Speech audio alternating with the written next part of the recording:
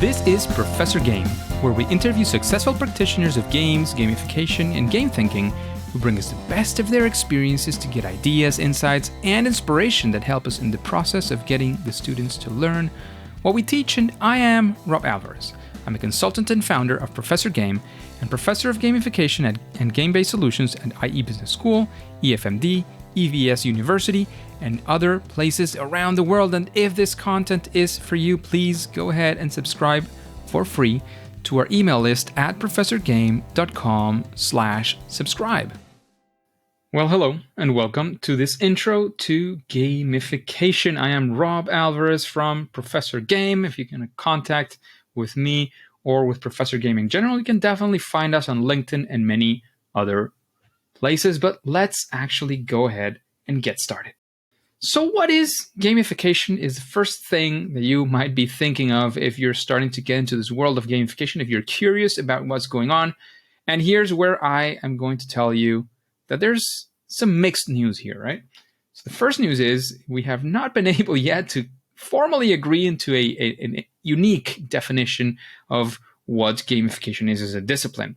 There's many different definitions. There's different people that think different things, and that's, at least for the moment, it's fine. It's the way things are working. We can manage with that. And what I'm going to give you, since we don't have a formal, unique definition, like you look up, I don't know, sustainability, you look it up and there is a definition for sustainability. You look up, what is operations in a company, and, there's a definition in marketing and so on. Gamification is still a work in progress in many ways. So what I'm going to give you here is some of the definitions of top leading experts around the world. And of course, I'm going to give you my version of what that looks like. All right, so let's get started. First one is from Sebastian de Terting. Sebastian is a leading academic in the world of gamification. He was one of the first ones to start using the term, to start doing research and many other things. And what does Sebastian, and he's probably the most quoted, has the most quoted definition in the world of the internet, but definitely in the academic world. Well, Professor Sebastian de Terting says that gamification is the use of game design elements in non-game contexts. So it is very specific in saying that if it is a game, it is not gamification. Some people agree and say, yes, it has to be very clearly cut, defined, and differentiated. Others are a bit more flexible in that sense and say, well, it could be, maybe not. We'll see about other definitions, but that is a very good starting point for sure. Sebastian de Terting, the use of game design elements in non-game contexts, again, it's a very formal definition as well, and it gives us a very good idea of what gamification can be, right? It's using game design outside of games, essentially. Yeah. Well, then we have Yu-Kai Chao. Yu-Kai Chao is almost like, in a way, the opposite of Sebastian, right? Yu-Kai Chao is a consultant. He is a world-leading practitioner in gamification, one of the first ones as well.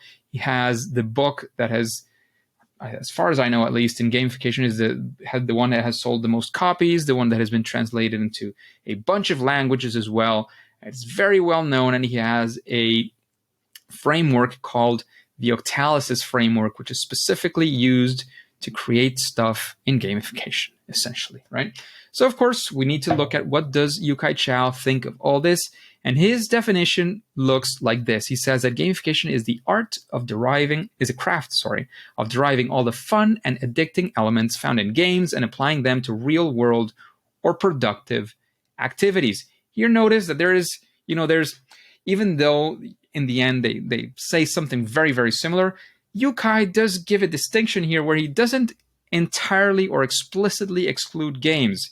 He is saying, how can we bring the good stuff from games, essentially, the fun? And he talks about the word addicting. You'll get me there. We'll get there in a second. Elements found in games and applying them to other types of situations, right? Real world or productive activities, right? Things that are outside of the game itself. So you're using what you learn or understand from games and you're applying it to the real world or productive activities. Just to watch out with this definition, I always tell this to my students, especially because we might have cognitive scientists and people who really understand addiction very, very well. Be careful. Addicting in this sense is more sort of a buzzword in many ways. I think from what I've heard from Yu-Kai, it's more of what does what do games do that get people sort of glued to their screens or glued to the game or very interested, very engaged, more than actually generating what formally could be defined as an addiction, right? Keep it there just in case. Or maybe you read that and say, oh my goodness, addiction, that's kind of a strong word. Well, yes, it is. So again, beware. It's not necessarily what we're looking after, right? Final one I'm going to show you. This is Andrzej Marchewski. He could, at least in my view, he could be kind of a combination of the previous two in a way, because Andrzej, he is not currently dedicated explicitly to gamification. However, he has been a consultant a lot of time, but he is better known in the world of gamification as what I would like to call sort of a thinker, an analyzer of what is going on in the world of gamification. He thinks stuff very, very thoroughly, writes about them, blogs about them, analyzes stuff very, very deeply as well, and shows all of this in his blog, Gamified, gamified.uk, if I'm not mistaken, or .co.uk. I'm not really sure right now. Actually, I think we have it here. So if I put gamified.uk. He has a blog, amazing blog, very, very good reading. He's been writing for over a decade, I think, at this point. It's 2023 right now. So definitely recommend it. What is his definition of gamification, or was? I think he switched recently to something else. He made a game out of that definition. But when I created this, what he was saying was, it is the use of game design, game elements, and play for non-entertainment purposes. All right. So again, another leading expert in the field of gamification. He also has a book, Ninja Monkeys Like to Play as well. I forgot the name. I have it right here. Even Ninja Monkeys Like to Play. Yes, Even Ninja Monkeys Like to Play. Very good book as well. Very oriented as well to the world of gamification. He's actually updating. He's in the process of updating the book, so it might change the name or it might change the look. I've been talking to him about this, and it could be coming something very, very interesting. All right, so these are three of the terms that are thrown out there, right, that are being used as a definition of gamification. As you can see, Sebastia's is a bit more strict, so to speak. It's games and non-games. These are non-games. Gamification is using the stuff from games when it's not in a game. Yukai sort of opens the door a bit more. Andrzej as well, but he says as well as for non-entertainment purposes. And it's funny, you'll see from my definition, mine is very, very similar to Andrzej's. We kind of worked on it probably at a similar time, because when I read his, it's like, this is interesting. It looks very similar to what I use. So I'm going to share with you what is gamification. According to me, this is at least the definition that I use on my workshops, that I use in my classes, that I use with clients to help people understand a bit more what this gamification world is all about. So my working definition is the use of game design, game elements, and play. There you see the very similar side with Andrzej Marchewski for purposes that go beyond entertainment. So I don't say non-entertainment because I do argue, and this was part of what I was talking with Andrzej at some point, I do argue that you could be creating something that is entertaining, right? It's not a problem. It's not a bad thing. But it also comes from the space of Andrzej also has, again, he's thought about these things very much. It's problem is some people, when they refer to gamification, you kind of imagine that it has to be a lot of fun and people's like super fun and super engaged. And well, yes, that happens, but it doesn't have to happen. And it doesn't even have to happen for it to be good, right? There could be good gamification that is not exhilarating, super fun games, but it's, as he has said, I think it was in a conference that I heard him say, even if you have an activity that really is a terrible activity, nobody wants to do, and you make it a tiny little bit better, that is already a very good use of gamification because you're getting people to engage with something that they were not engaging with, right? And that kind of brings us into the next part that I want to discuss. Next part is, and this is fundamental, this is where everything actually starts. When you have an idea of what gamification is, and again, those definitions that we found before, they give us at least a general idea of, games are good at doing something, right? We learn from them, from that thing that they're good at doing, and we use it somewhere else, right?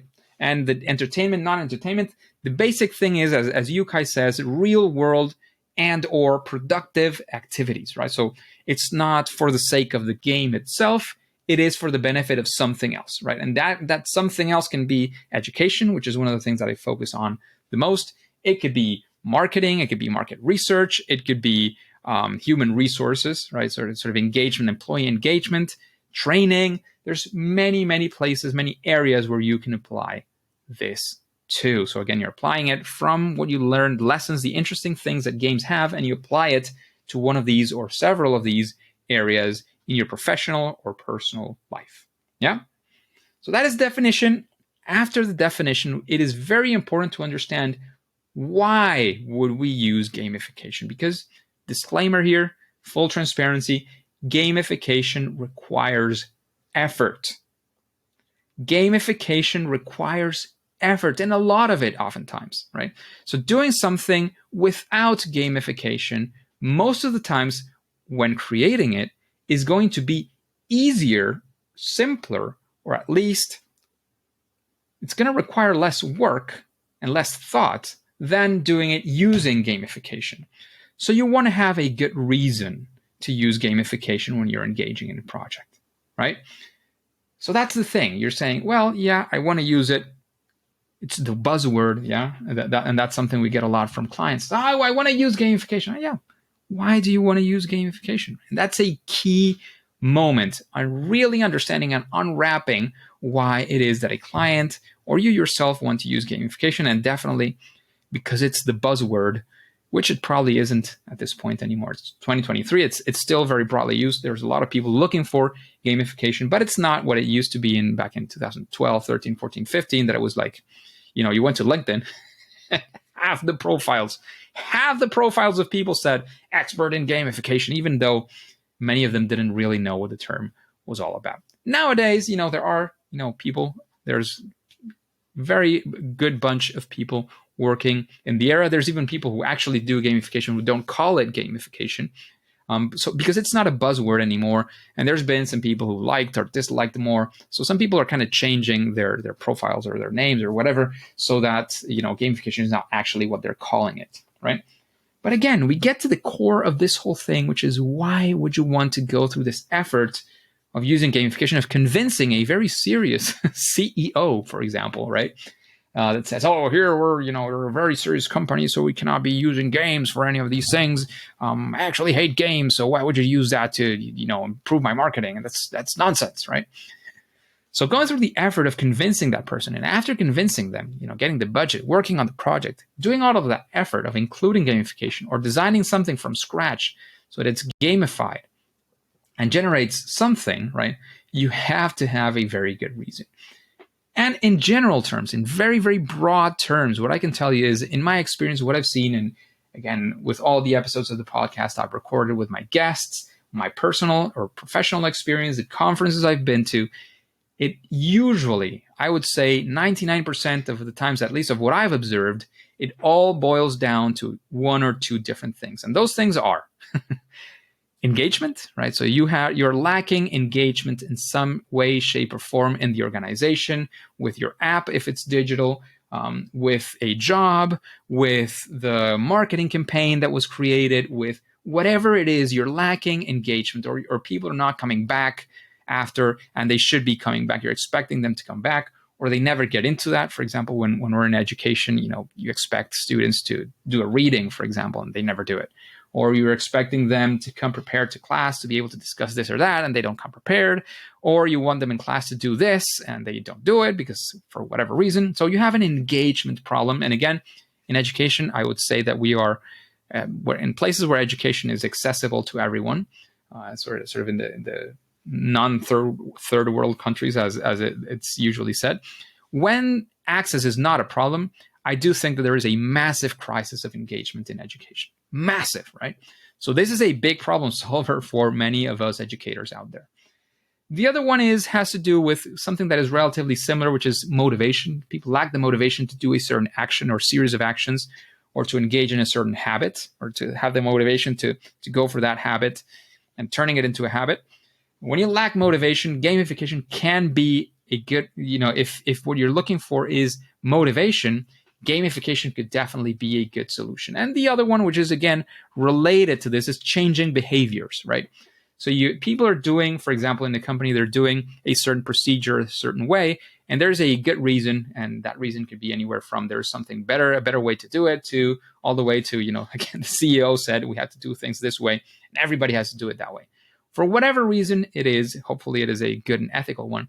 If you need to have some change of the behavior, the actual behavior, what people are actually doing, you want to change what people are doing, gamification can be a very good answer. And if it's done correctly, you can definitely solve that problem of changing the behavior of those employees or that organization or that group or that team, whatever that looks like, right? So why gamification? Again, typically it has to do with solving for engagement, motivation, habits, or certain behavior change that you're looking for, right? Hopefully that was clear. Now you have some basics of why would you even be interested in gamification, what it's all about, there's many definitions going around out there. And again, my invitation is if you're starting in this world and you are feeling a little bit confused by all the terms that people are using out there, kind of ignore the huge discussions that there are on, oh, this is gamification. Yes, but this other thing is actually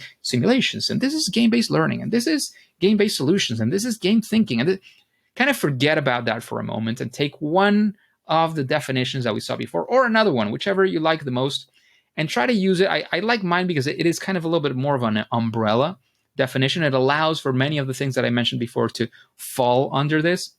Because in the end, especially if you're starting, what you want to make sure, and we'll see that in future videos, what you will be seeing, right, is that essentially this is a way of thinking through a solution to a certain set of problems. Whether the final solution looks like A, B, C, D, E, or F, at this point, that is not really going to be super relevant for you.